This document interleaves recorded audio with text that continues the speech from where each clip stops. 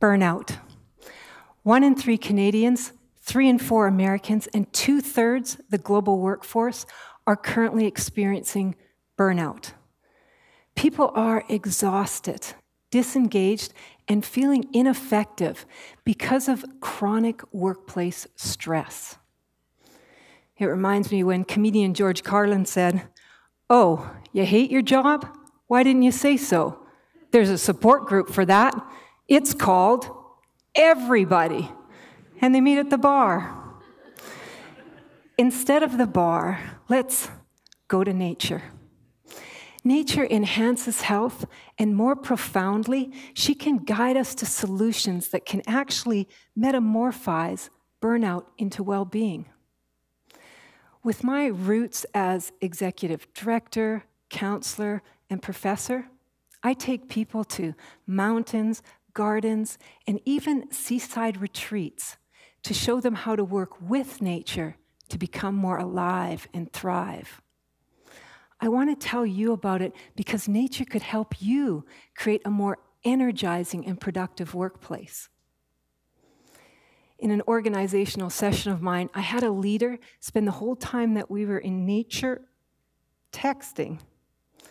And then hearing the discoveries of others, he realized that he had cheated himself by not being present. He started to cry as he shared his learning. This stoked the way for change. Together, we made a commitment to show up fully, head, heart, hand, and spirit. Phones were put away. You're wondering whether I exaggerated about the tears? I didn't. He couldn't believe that he was crying either. Time in nature is profound. On the journey for workplace well-being, we can go to nature for wisdom and wellness. As we start the quest thinking about who am I, why am I, how can I, let us also consider who are we, why are we, how can we? The World Health Organization says burnout is an occupational phenomenon. It's not you, it's your workplace. And the solution for our workplaces is us. Burnout happens in cultures where we try to go it alone. Nature doesn't go it alone. Look at wolves, geese, and trees. Survival is greater for a wolf that is part of a pack.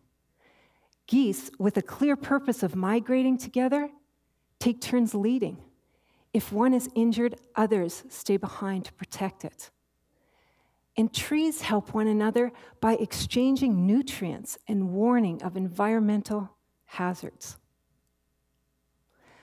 When you consider burnout and how people are barely surviving, falling behind in their jobs, and needing help, why is it so surprising that a solution can be found acting like packs, flocks, or groves? In Sweden's Alnarp's rehabilitation garden, people go to nature to heal severe work-related stress. On the average, they spend 16 hours a week for 12 weeks, with return-to-work results furthering on their stays of nature. What I found is if you can just take a moment and imagine what it's like to just go to a garden, take the time to just be.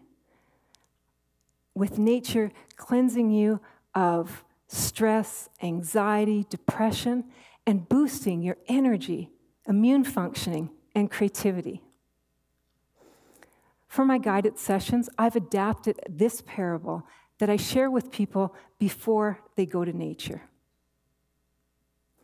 Once upon a time, there was an empress. Her elder said, "Go to the forest, listen to the sounds." It was part of her leadership development. She goes to the forest and returns and says to the elder, "I heard the leaves rustle, the bees buzz, the owls hoot, the river babble and roar." The elder says, "Go back and listen." She is bewildered. Had she not heard every sound already? She goes back to the forest. Days and nights pass, and still she hears no new sounds. Then, one morning, she starts to hear sounds unlike those she had ever heard before. She goes back to the elder and says, "When I listened most closely, I could hear the unheard, the sounds of flowers opening, grass drinking the morning dew, the sun warming the earth." The elder nods and says, "To hear the unheard is a necessary discipline to be a good leader. For only when a leader has learned to listen can a leader hope to harvest the collective wisdom and find true solutions." The Empress had made a magnificent discovery in nature. Over the years, I've made many magnificent discoveries on my own and with others. In 2020, when COVID hit and staff meetings went virtual, I would head out walking with earbuds in while colleagues and birds chirped in my ears. I started to look forward to those 3-hour Zoom meetings. I just felt better walking with my feet on the ground, breathing in fresh air, and answers came. Once I saw a pair of squirrels jumping from tree to tree, chasing each other, and I realized I needed to be more playful with my colleagues in those tough times. If you sense a colleague struggling, you could invite them to go for a walk. Parks Prescription, which is breaking trail as Canada's first national evidence-based prescription program, says 2 hours a week is all it takes for enhanced wellness. If you don't want to go for a walk or can't, sit on a park bench for a meeting. Carpool with mini detours to local green spaces. Bring plants in or design a plant wall or blue sky idea. Make an indoor atrium with birds and fountains. What is vital is to seek out ways that support young, old, disabled, Indigenous people, people of color, well, all of us, on how to go to nature to develop our unique workplaces for nourishing physical, social, mental, and environmental health. In another organizational session, people headed out along the beach silently, open to what they might find, thinking about the question, how can we enhance our work culture? Coming back together, one of the many things that we talked about was nature's interconnecting ecosystem. It sparked a plan to shift silos and work more meaningfully. Through the nature experience, we had developed a shared language for leading together, yet uniquely, like different species that add to the vitality of the whole undersea garden. Joseph Campbell talked about the universal hero's journey.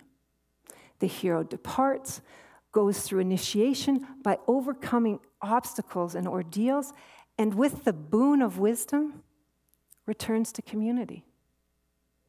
But in the Western world, we don't tend to return to community, like Gollum holding his precious. We keep the wisdom to ourselves. Don't be a Gollum. Return to community for collective learning. In the return, where we talk about what captivated us as the answer to our question or quest, and then set next steps accordingly, comes the emergence from a cocoon of burnout with new wings of well-being. Coming back to where we began, as we search for ways to nurture workplace well-being, nature has much to offer us. I challenge you to get out with your people and see how not only being in nature, but inspired by her, you and your workplace can thrive.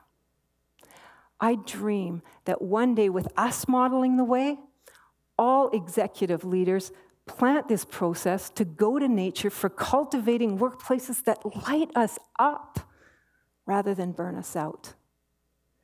Nature has the answer. Let's go find them.